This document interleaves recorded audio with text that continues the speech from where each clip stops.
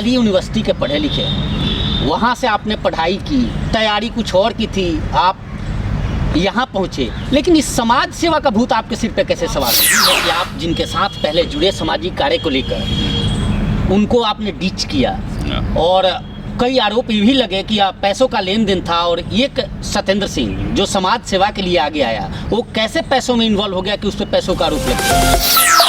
बात कही कि यहाँ प्रवासियों की संख्या सबसे ज़्यादा है, प्रवासियों में यूपी बिहार के लोग भी आते हैं, और अमूमन हमने देखा है, हमने लोगों के मुंह से सुना है कि ये तो बिहारी है, ये तो प्रवासी है, इसको तो पैसे दो हमारे साथ आ जाएगा, उसको पैसे दो उसके साथ आ जाएगा। चाहे कोई कार्यक्रम हो या फिर चुनावी बात हो, हर जगह बस पैसे पे लोग बिकते हैं। लेकिन सत्येंद्र जी, एक समझ में नहीं आता कि इतना कुछ होने के बावजूद भी बहुत सारे ग्रुप्स में हम लोग बटे हुए हैं, उसका रीजन क्या एक हो सकते हैं? क्या कुछ लोग हैं जो अभी हाल ही में नगर निगम का चुनाव होना है, राजनीतिक दावेदारी की बात आपने करी, भागीदारी की आपने बात करी, तो क्या उसमें कुछ लोग ऐसे हैं जो अपने हैं, जो चाहते हैं कि चुनाव लड़ें, आगे आए, लेकिन उन्हें कहीं ना कहीं फंड या बाकी चीज़ों से वो पीछे रह जाते हैं, तो क्या उनको आप मदद कर रहे हैं?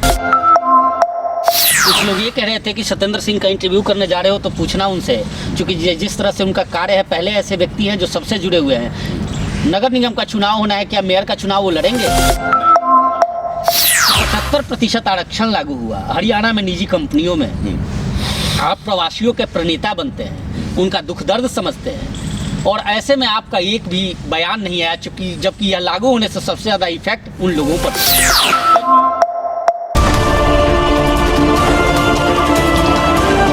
नमस्कार, मैं हूं सुशील कुमार और आप देख रहे हैं प्रवासी एक्सप्रेस।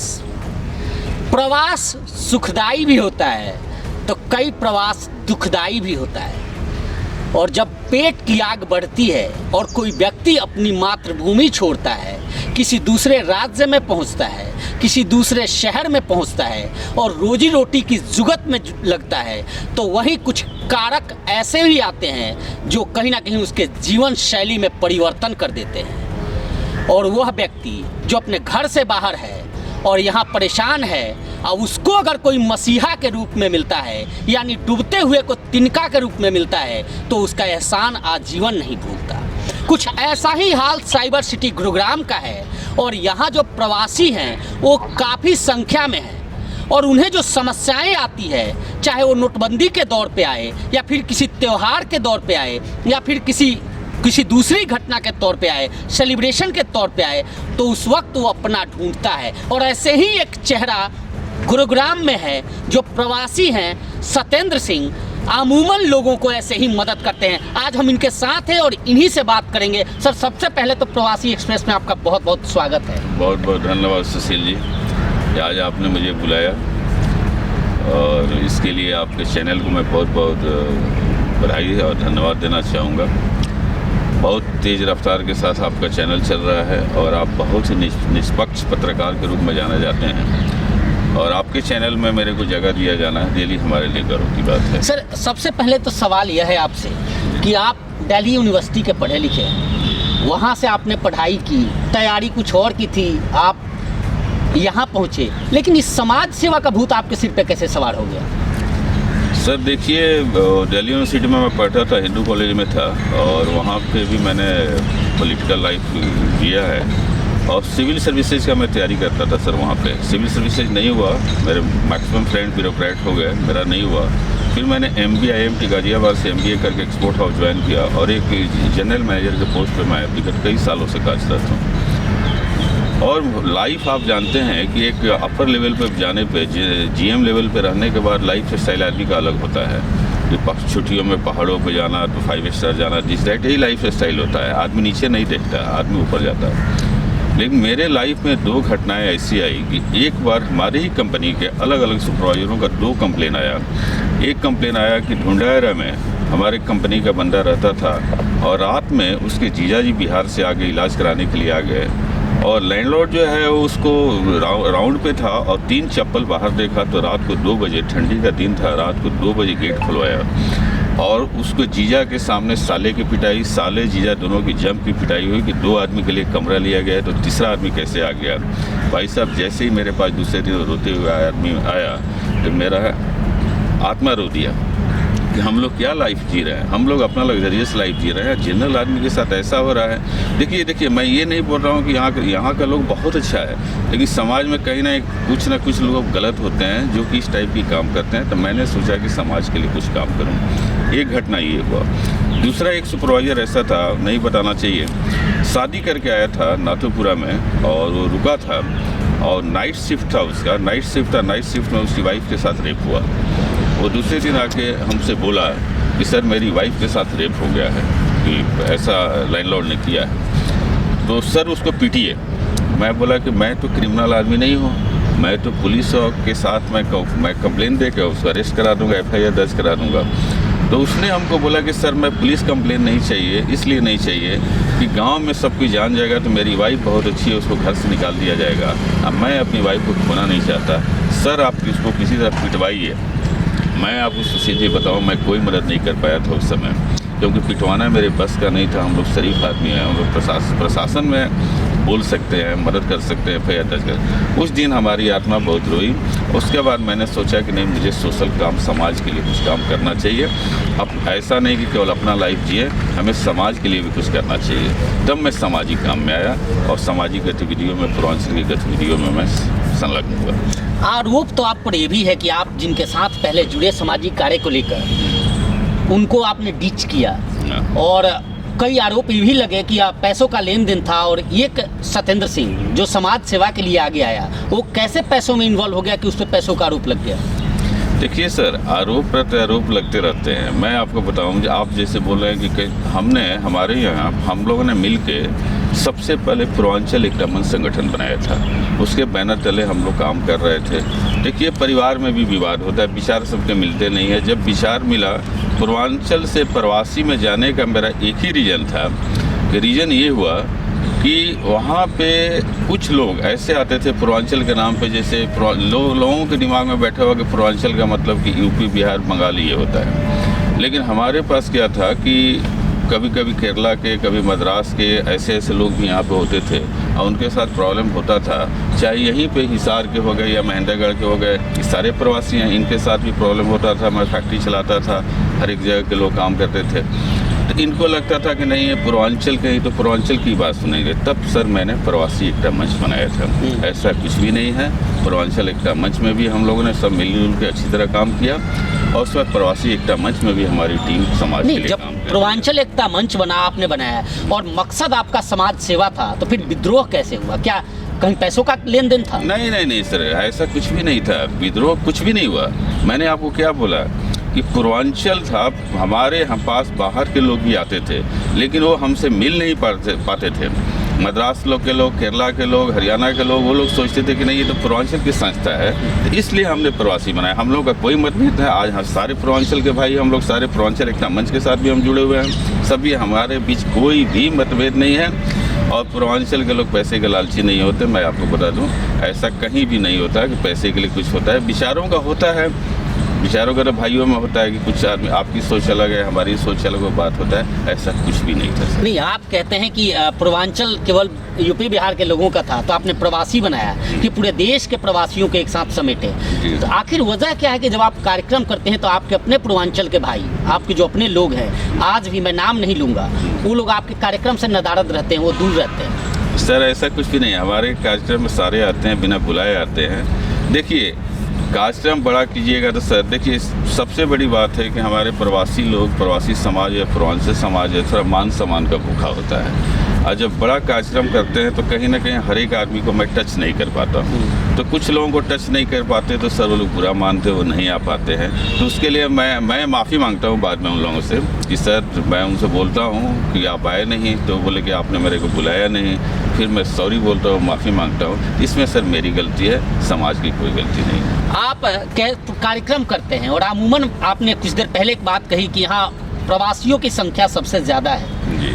प्रवासियों में यूपी बिहार के लोग भी आते हैं, और अमूमन हमने देखा है, हमने लोगों के मुंह से सुना है कि ये तो बिहारी है, ये तो प्रवासी है, इसको तो पैसे दो हमारे साथ आ जाएगा, उसको पैसे दो उसके साथ आ जाएगा। चाहे कोई कार्यक्रम हो या फिर चुनावी बात हो, हर जगह बस पैसे पे लोग बिकते हैं। सर मैं आपको बता दूं, ये मजबूरियां भी होती है। ये आप ये नहीं कह सकते कि पूर्वांचल प्रवासी समाज गलत है। सर मैं एक आपको छोटा सा एग्जांपल देना चाहूँगा। यहाँ मैक्सिमम हमारे जो प्रवासी भाई जो हैं वो कॉलोनियों में रहते हैं। कॉलोनियों में छोटे छोटे घर बना के रहते हैं लोग, और हर एक कॉलोनी में एक प्रधान होता है, जो भी वहाँ का पार्षद होता है, जो भी होता है, और आए दिन कॉलोनी की अपनी समस्याएं होती हैं तो पार्षद के पास जाना पड़ता है। तो जो पार्षद कहेगा, लोकल आदमी जो वहाँ का दबंग होगा, जो बोलेगा वो उसको पूर्वांचली को फॉलो करना पड़ेगा। वो बोलेगा कि हमें वोट दो तो देना पड़ेगा, वो बोलेगा हमारे साथ चलो तो चलना पड़ेगा। जिसमें हम प्रवासी भाइयों को दोष नहीं देना चाहूँगा, ये उनकी मजबूरियाँ हैं। नहीं तो इन मजबूरियों को खत्म करने के लिए आप क्या कर रहे हैं? चूंकि प्रवासियों के एक आप मसीहा के रूप में उभर के आ रहे हो, तो क्या क्या किया आपने? चूंकि नोटबंदी का भी दौर हमने देखा, छठ पूजा के कार्यक्रम का दौर देखा। सर सबसे पहले मैं आपको ये बता दूं कि ये जो इलेक्शन वगैरह की जो बातें बोल रहे हैं कि लोग जो पीछे घूमते हैं, जो पैसे की बातें करते हैं, तो इसी गलतफहमी को दूर करने के लिए मैंने पहली बार महापंचायत इलेक्शन के पहले बुलाया था। गुड़गांव की सारी संस्थाओं को मैंने बुलाया था और यहाँ वोटिंग करवाया था। अब वोटिंग करवा के यहीं पर डिसीजन हुआ था कि किसको वोट देना है। जहाँ बहुमत का फैसला हुआ और वही डिसीजन हुआ, वही पेपर में पब्लिश हुआ, वही कैंडिडेट जीता भी। सर मैंने इसलिए महापंचायत कराया कि हमारे लोगों के साथ दिक्कत होता है, कॉलोनी में रहते हैं, विद्रोह नहीं कर सकते। जो पार्षद या जो वहाँ का लोकल आदमी बोलता है उसको देना ही पड़ेगा। लेकिन मैंने बोला कि आप उनको बोलिए कि सर मैं आपका आवाज़ उठाऊंगा, मैं आपके साथ हूँ, लेकिन हमारा एक महापंचायत होता है और वहाँ बहुमत से फैसला होता है। मैं आपकी तरफ से बोलूँगा, लेकिन जो महापंचायत का जो बहुमत का जो फैसला होगा सर, उसमें हमारी मजबूरी होगी कि जहाँ महापंचायत का फैसला होगा वो हमें मान्य करना पड़ेगा, ताकि हमारे समाज के लोग गलत नज़र से ना देखें। ये ना सोचे कि मेरे कॉलोनी में रह के मेरे को सपोर्ट नहीं करता है। ये सपोर्ट करता है, लेकिन इसके साथ मजबूरी है, क्योंकि महापंचायत में लोगों की संख्या दूसरे के लिए, बहुमत दूसरे की तरफ गया, इसलिए इसको चुप रहना पड़ा। इसी समाज की इज्जत को बरकरार रखने के लिए मैंने नहीं, जो समस्याएं आपने कही कि जो लोकल लीडर हैं अमूमन जहाँ भी प्रवासी कॉलोनी में रहते हैं, ऐसे इलाकों में रहते हैं, उनकी मजबूरी है कि उनके साथ रहना, चूँकि चाहे पुलिस से जुड़ा हुआ मामला हो या फिर आपको कहीं कार्यक्रम करना हो तो उसमें संख्या बल जुटाना हो या फिर प्रशासनिक कार्य हो, तो ऐसे लिए आपने बहुत सारे कार्य भी किए हैं। पुलिस को लेकर भी आप एक प्रोग्राम शायद चला रहे हैं कि पुलिस पब्लिक का किस तरह से पार्टनरशिप हो, ऐसे हो। वो क्या क्या कार्य कर रहे हैं आपने वो भी बताया, चूँकि नोटबंदी में भी आपका महत्वपूर्ण भूमिका हमने देखा था। देखिए सर, नोटबंदी में मैं बहुत रोड पे ही था, क्योंकि सबसे ज़्यादा इफेक्टेड लोग हो रहे, हर एक आदमी वहाँ 2-2 रुपये के लिए परेशान था। और हम लोग इंडस्ट्री चला रहे थे और उस समय मैक्सिमम वर्कर को कैश दिया जाता था। डेली वेजेज वर्कर होते थे, तो जो ऊंचा क्लास था उसके पास तो क्रेडिट कार्ड था, उसके डेबिट कार्ड था, उसको कोई प्रॉब्लम नहीं था। लेकिन जो डेली वर्कर थे उसके पास सर पैसे की कमी थी, पैसे नहीं मिल पा रहे थे, क्योंकि उनके पास बैंक अकाउंट नहीं था। सर उस समय तत्कालीन टी.एल. प्रकाश जी यहाँ DC थे, बहुत ही अच्छे आदमी थे। मैं उनसे मिला, मिलने के बाद हमने सर मीटिंग की सारे DLC का। मैंने बोला सर सारे DLC को मेरे साथ मीटिंग करवा दीजिए, और हर एक एरिया में जहाँ जहाँ हमारे बंदे थे वहाँ पे मैं बैंक का वहाँ पे वो काउंटर खुलवाया, और ख़ास करके तब देवीलाल स्टेडियम में 26 बैंकों का सर काउंटर खुलवाया और अपने प्रवासी भाइयों के लिए अकाउंट खुला। उस समय पागल की तरह लगा रहता सर। 1 महीना तक मेरा यही काम था कि हर एक जगह जाओ, फैक्ट्री में जाओ वहाँ लोगों का अकाउंट खुलाओ, कॉलोनी में जाओ वहाँ अकाउंट खुलाओ। उसमें टी.एल. सर प्रकाश जी ने बहुत योगदान दिया, और उस समय नोटबंदी के समय हमने अपने समाज के लिए बहुत काम किया सर। छठ पूजा में भी अमूमन हम देखते थे कि अलग अलग स्थानों पे छठ पूजा, सरस्वती पूजा के कार्यक्रम लोग बनाते थे, लोकल लोगों को बुलाकर उनसे पैसे लेते थे, ऐसे कई सारे आरोप हैं। इसको लेकर आपने क्या किया?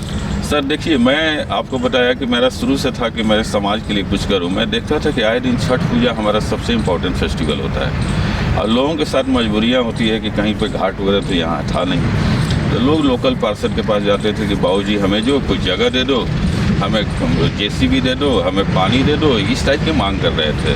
तो मैंने देखा कि क्यों ना सर, इतनी अच्छी सरकार, ये सरकार से क्यों ना मांगा जाए। तो उस समय B. उमाशंकर जी हमारे यहाँ पे नगर निगम कमिश्नर थे। मैंने बात उठाया कि सर जहाँ जहाँ छठ पूजा हो रहा है, क्यों ना नगर निगम अपने तरफ से JCB दे, सफाई दे, लाइट दे, टॉयलेट, मोबाइल टॉयलेट दे, सब चीज़ दे। सर 1 मिनट में उन्होंने मेरी बात माना, और आज नगर निगम के अंतर्गत आने वाले जितनी भी घाटें हैं सर, वहाँ पे नगर निगम और सरकार व्यवस्था करता है। मुझे फख्र है कि मैंने छठी मैया के लिए अपने पूर्वांचल समाज के लिए इतना बड़ा काम किया सर। साथ ही एक और पुलिस पब्लिक पार्टनरशिप, वो क्या है, वो कंसेप्ट कैसे आया आपके? सर पुलिस पब्लिक ये है कि आए दिन थाने में हमारे समाज के लोग, देखिए यहाँ के अधिकारी बहुत अच्छे हैं, लेकिन हर एक आदमी जो हमारे समाज का, जो प्रवासी समाज का आदमी है, अधिकारियों तक पहुंच नहीं पाता है। थाने में जाता है तो नीचे लेवल पे सिपाही से मिलकर वापस आ जाता है, उसी बात को सुना नहीं जाता है। मैक्सिमम लोगों के साथ होता है। तो मैंने पुलिस पब्लिक प्रशासन के साथ मिलकर पुलिस पब्लिक बनाने में सहयोग इसलिए दिया कि अभी तक 9 थानों का ग्रुप बन चुका है। आए दिन सर यहाँ बच्चे गायब हो रहे हैं। आप ग्रुप में सर कभी जोड़ देखिएगा क्या क्या हो रहा है। जो भी ग्रुप बनता है उसमें कंसर्न SHO होते हैं, SCP साहब होते हैं, DCP साहब होते हैं, तीनों होते हैं, SDM साहब भी होते हैं, सिविल हॉस्पिटल के डॉक्टर भी होते हैं सर। आए दिन अब जिसको भी देखिए कि यहाँ पे प्रवासी लोग काम करने वाले हैं, टाइम में ये घर से निकलते समय भाई बोलती है कि ये प्रॉब्लम आ गया, वो प्रॉब्लम आ गया, चाहे किसी लड़ाई हो गया या मोटरसाइकिल चोरी हो गया, वो थाने का कितना चक्कर लगेगा सर। इसमें क्या है कि आदमी ग्रुप में डाल देता है, यहाँ पे हमारे मोटरसाइकिल था चोरी हो गया, या हमको ये तंग करता है, या हमारे ये प्रॉब्लम है। सर आप बिलीव नहीं करेंगे, तो DCP साहब SCP साहब को बोलते हैं, SCP SHO साहब को 15 मिनट के अंदर गुड़गांव पुलिस एक्शन लेती है सर। ये पुलिस पब्लिक संवाद में पुलिस के साथ मिल के ये काम करने में हमें बहुत ये मिलता है, सुकून मिलता है कि हमारे समाज के लोग जो पिछड़े हुए हैं, जिनके साथ बहुत सारे प्रॉब्लम झेल रहे थे सर, उनको एक अच्छा प्लेटफॉर्म मिल गया है। इतना कुछ किया आपने, आप बहुत सारे कार्य हम लोग भी देखते हैं अमूमन। आप कहीं भी ग्रुप में, मैं कई ग्रुपों में हूँ, किसी को कोई समस्या होती है तुरंत उसमें मैसेज डालता है और आप सबसे पहले आप रिस्पॉन्ड करते हो। लेकिन सत्येंद्र जी, एक समझ में नहीं आता कि इतना कुछ होने के बावजूद भी बहुत सारे ग्रुप्स में हम लोग बटे हुए हैं। उसका रीज़न क्या एक हो सकते हैं ये लोग? सर मैं आपको बताऊं, ये बात मैं अच्छी तरह समझता हूँ क्यों ग्रुप में बैठे हुए हैं। पूर्वांचल मान सम्मान का भूखा होता है, मैंने आपको बताया पहले। हर एक आदमी चाहता है कि जहाँ मैं जाऊँ तो सम्मान में, घर सुशील जी आए हैं, आइए सुशील बाबू, इस मान सम्मान का भूखा है और शुरू से इनको मिलते रहे। तो ऐसा कुछ भी नहीं है, जब भी मेन मुद्दा आता है तो सारे लोग एक होते हैं सर। आप जब भी देखें, कभी भी कोई बड़ा मुद्दा आता है, अभी हाल ही में राजेंद्र पार्क में आपने देखा मर्डर केस हुआ, तो कैंडल मार्च हम लोगों ने ऑर्गेनाइज किया था, हज़ारों लोग आए थे, सारी संस्थाएं आई थी। ऐसे संस्थाएं बैठी, चूँकि लाखों की संख्या में रहते हैं लोग, यहाँ तो संस्था बनना ही है सर। अभी तो सैकड़ों संस्थाएं बनेंगी, एक आदमी के बस का नहीं है कि सब कंट्रोल कर सके। संस्थाएं बनती है और संस्थाएं बनती है तो खुशी होती है कि कॉलोनी वाइज संस्थाएं बने। लेकिन जब बात आती है तो सारे लोग एक ही प्लेटफॉर्म पे होते हैं। कभी भी आप नहीं देखेंगे कोई सामाजिक मुद्दा हो तो कोई प्लेटफॉर्म से बाहर है सर। ये हमारे पूर्वांचल समाज। आपको इस समाज से कुछ कुरीतियों को दूर करनी हो और कोई अपील करनी हो, जितने भी संगठन हैं, जितने भी ट्रुप्स है, ग्रुप्स हैं, उनसे, तो एक लाइन में क्या कुछ आपका विजन है जिसको आप चाहते हो कि जो कर सके आप? देखिए सर, मेरा एक लाइन में विजन, सबसे पहला चीज़ ये है कि सब कोई मिलजुल के चले। और एक लाइन में नहीं, मैं 4-5 लाइन में बोलूँगा। जो आज जो मेरी आत्मा जो रोती है सर, गरीब आदमी जो हर एक जो कॉलोनी में जो लोग रहते हैं, छोटी मोटी बचत करके अपना एक घर बनाते हैं और उस घर को नगर निगम द्वारा या जो भी अधिकारी द्वारा तोड़ दिया जाता है, उसके बच्चे रोड पे आ जाते हैं। आज हमारे लिए सबसे बड़ा दुख का विषय यही है सर। जो जिंदगी भर का कमाई लगा के एक रूम बनाता है जहां उसके छोटे छोटे बालक रहते हैं और रात में नींद हराम रहती है, कब JCB आएगा, कब तोड़ देगा, और वही सोसाइटी के लोग रोड पे आते हैं। तो मेरे कहने का मतलब, मेरा बस विजन यही है कि प्रवासी और कॉलोनियों में मैक्सिमम प्रवासी समाज रहता है। प्रवासी कहीं का भी हो, और महेंद्रगढ़ का भी हो सकता है, हिसार का भी हो सकता है, रेवाड़ी का भी हो सकता है, बिहार का भी हो सकता है, बंगाल का भी हो सकता है, उड़ीसा का भी हो सकता है, केरला के, सारे प्रवासी हैं। और कॉलोनियों में सारे प्रवासी हैं। तो आगे आने वाले समय में जो इतनी जो घरें जो टूट रही है, इतने जो लोग बेकार हो रहे हैं, तो देखिए जो प्रवासी है, प्रवासी की दर्द समझ सकता है क्योंकि वो कॉलोनी में रहता है। इन सब पे एक प्लेटफॉर्म पे होना पड़ेगा और कहीं ना कहीं देखिए आप स्ट्रॉन्ग तभी अपने समाज के लिए कुछ कर पाएंगे जबकि आप राजनीति में आएँ, अपने आप को मजबूत करें। और सबको ये बात समझ के चलना पड़ेगा कि हमारा प्रवासी समाज का ही कोई आदमी आ गया है। मैं भी यही देख रहा हूँ सर कि प्रवासी समाज के लोग, कुछ लोग अच्छे चेहरा दिखें ताकि उनको सपोर्ट किया जाए, ताकि वो प्रवासियों का दर्द को समझे, ताकि प्रवासी हमारे शांतिपूर्वक यहाँ से रह सके। नहीं, मैं एक चीज़ आपसे आपने अभी कहा कि क्या कुछ लोग हैं जो अभी हाल ही में नगर निगम का चुनाव होना है, राजनीतिक दावेदारी की बात आपने करी, भागीदारी की आपने बात करी, तो क्या उसमें कुछ लोग ऐसे हैं जो अपने हैं, जो चाहते हैं कि चुनाव लड़ें, आगे आए, लेकिन उन्हें कहीं ना कहीं फंड या बाकी चीज़ों से वो पीछे रह जाते हैं, तो क्या उनको आप मदद कर रहे हैं? देखिए सर, मैं बार बार अपने हर एक संस्थाओं से बात कर रहा हूँ और लोगों से मैं बोल रहा हूँ, मैं रेगुलर कॉन्टैक्ट में, कि कोई अच्छा कैंडिडेट आप लोग लाइए। हम लोग से जितना होगा पब्लिक भी देंगे, फाइनेंशियली भी जितना होगा हम लोग सारे आदमी मिल के सपोर्ट करेंगे, क्योंकि मेरा एक ही उद्देश्य है कि प्रवासी समाज को आगे आना चाहिए। कुछ लोग ये कह रहे थे कि सत्येंद्र सिंह का इंटरव्यू करने जा रहे हो तो पूछना उनसे, क्योंकि जिस तरह से उनका कार्य है, पहले ऐसे व्यक्ति हैं जो सबसे जुड़े हुए हैं। नगर निगम का चुनाव होना है, क्या मेयर का चुनाव वो लड़ेंगे? नहीं सर, बिल्कुल नहीं, ये तो मतलब ही नहीं है। मैंने आपको बता दिया सर कि मेरा बस एक ही सपना है कि प्रवासी समाज का तरक्की हो। जो भी प्रॉब्लम्स आ रहे हैं, जैसे मैंने बोला घर टूटना, मैंने बताया चप्पल दे के वो आपको बताया, औरत के साथ ये बताया, आए दिन बच्चे इतने सारे किडनैपिंग हो रहे हैं, जो भी प्रॉब्लम आ रहे हैं प्रवासियों को, वो प्रवासी। और सबसे ज़्यादा मेरे को जो नींद हराम किए हुए है, लोगों का जो घर टूट रहा है ना सर कॉलोनियों में, तो इसको कर क्या रहे हैं? इसके लिए मैं यही चाहता हूँ कि आगे आने वाले समय में लोग सारे मिलें, समझें कि जब तक सारे प्रवासी एक नहीं होंगे, ये प्रवासियों का दर्द है, प्रवासी का ही दर्द समझ सकता है। तो प्रवासी में लोग नए चेहरे आए, माने जो लोग काम करने वाले लोग हैं वो आए, हम लोग भी खोज में हैं कि कोई अच्छा चेहरा देखें, वैसे लोगों को हम लोग सपोर्ट करेंगे। इलेक्शन लड़ने का दूर दूर तक कोई भी इरादा तो नहीं। फिर राजनीतिक भागीदारी कैसे होगी जब इलेक्शन ही नहीं लड़ेंगे तो? ऐसा कुछ नहीं है ना सर कि मैं लड़ूं। अच्छे लोग यहाँ बहुत हैं, अच्छे लोगों के फिर महापंचायत होगा, फिर महापंचायत हम लोग करेंगे। महापंचायत में हर एक जगह के लोगों को बुलाएंगे, प्रवासी समाज का महापंचायत होगा, उसमें पूछा जाएगा, लोगों से पूछा जाएगा, उसमें कैंडिडेट चुना जाएगा, करने के बाद जो भी सपोर्ट किया जाएगा सपोर्ट भी हम लोग करेंगे। लेकिन ये होगा सर, वक्त का इंतजार कीजिए सर, पीड़ा बहुत है। आखिरी सवाल, पीड़ा बहुत है, एक और पीड़ा है और आपसे इसलिए जानना आवश्यक है, और आपका चूंकि आज तक आप मौन हैं और आपके कार्यकलाप भी उस दिशा में गौण है कि 75% आरक्षण लागू हुआ हरियाणा में निजी कंपनियों में। आप प्रवासियों के प्रणेता बनते हैं, उनका दुख दर्द समझते हैं, और ऐसे में आपका एक भी बयान नहीं आया, चूंकि जबकि यह लागू होने से सबसे ज़्यादा इफेक्ट उन लोगों पर पड़ा। सर मैं आपको बताऊं, ये सब कहने वाली बातें, हम लोग तो खुद इंडस्ट्री चलाते हैं और सारी बातें हम लोग समझते हैं। टेक्निकल आदमी, काम करने वाले आदमी को कहीं काम की ज़रूरत नहीं होती है सुशील जी, कहीं। अभी मैं आपको बताऊं, हम लोग वर्कर ढूंढ रहे हैं, बोर्ड लगा रहे हैं टेक्निकल वर्कर के लिए, और वर्कर मिल नहीं रहे हैं। ये सारा जो है ड्रामा है, इसमें छोड़िए। कहीं आप बता दीजिए कि किसी आदमी को नौकरी नहीं मिला। काम करने वाले ये 75% की आप बात करें, ये 30,000 से नीचे वाले लोग हैं। हमारे समाज में 3-4 तरह के लोग हैं।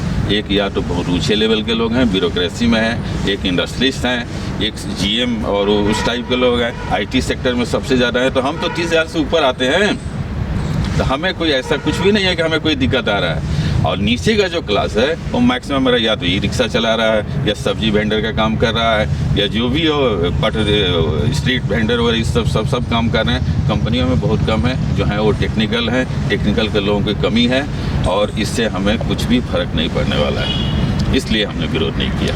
बिल्कुल, हम प्रवासी हैं साहब, काम ही हमारी पहचान है, कुछ यही मंशा और कुछ यही मकसद है, यही वजह है कि हम यहाँ हैं और अपने दम पर उस शहर को भी बना रहे हैं और अपने आप को भी बना रहे हैं। फिलहाल इस पेशकश में इतना ही। देखते रहिए प्रवासी एक्सप्रेस।